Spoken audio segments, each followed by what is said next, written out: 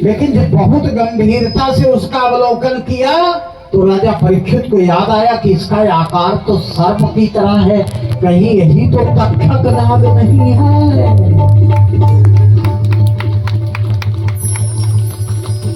बस इतना चिंतन होते ही विशाल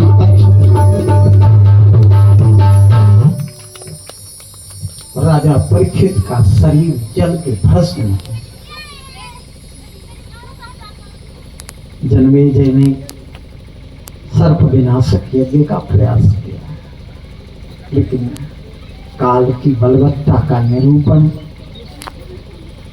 बड़ी बड़ी पवित्र आत्माओं और भागवत महापुराण की कथा फलश्रुति में व्यास जी लिखते हैं, श्रीमद्भागवतम पुराणम ममलम यद वैष्णवानां धनम। ये हमारा लेक्चर नहीं है, ये किसी का लिटरेचर नहीं है, ये भगवान के भक्तों की संपत्ति है।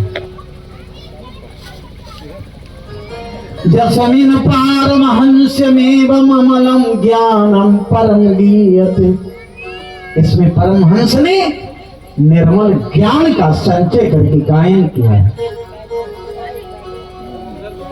यत्र ज्ञान विराग भक्ति सहितम नैष्कर्म्यमाविष्कृतम। इसमें ज्ञान विराग और भक्ति का गायन करके निष्काम भाव से आविष्कृत है ये। इसलिए तत्व छिड़वन, इसलिए जरूर जीवन में सुनना, प्रपठन, इसको पढ़ना। भक्त्या विमुच्य, और भक्ति के साथ इसे सुनोगे और पढ़ोगे तो संसार के बंधन से छूट और किसी के साथ कथा के समापन में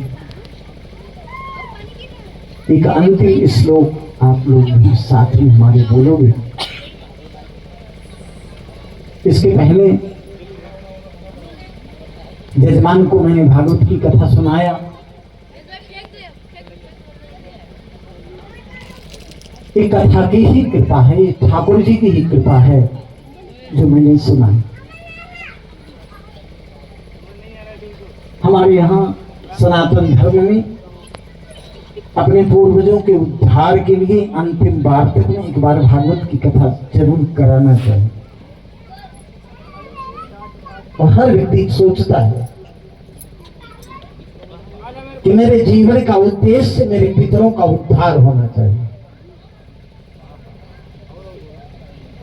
आत्माएं, किसी प्रकार की आत्माएं खानदान में भटकती हैं, उनको तृप्ति प्राप्त हो,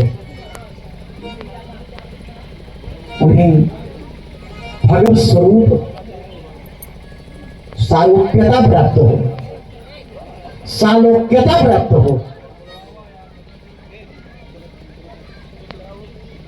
क्योंकि यजमान जितनी आयु पूरी कर चुके हैं, इनकी आयु से लगता है कि मनुष्य कोटि से ऊपर उठ चुके हैं, देव कोटि की बुद्धि हो चुकी है।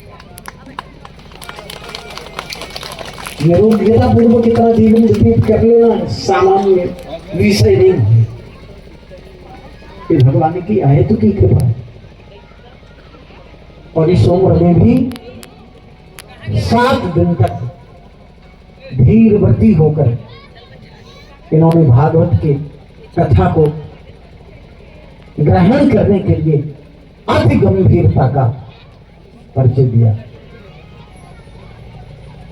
मैं भगवान से प्रार्थना करता हूं कि इनके पुत्रों के उद्धार की व्यवस्था इस कथा की फलश्रुति से प्राप्त हो और इनके बाल बच्चों को नई दिशा, निरोग्यता, आयु, आरोग्यता का और भक्ति का आशीर्वाद प्राप्त हो। इसी के साथ मैं वाणी को विराम देना चाहूंगा। आप लोगों ने हमारी कथा 7 दिन तक श्रवण किया, मेरे द्वारा की गई, और निश्चित आप लोगों का भी आशीर्वाद मुझे प्राप्त होगा। इसी के साथ में एक भजन आपको सुनाऊं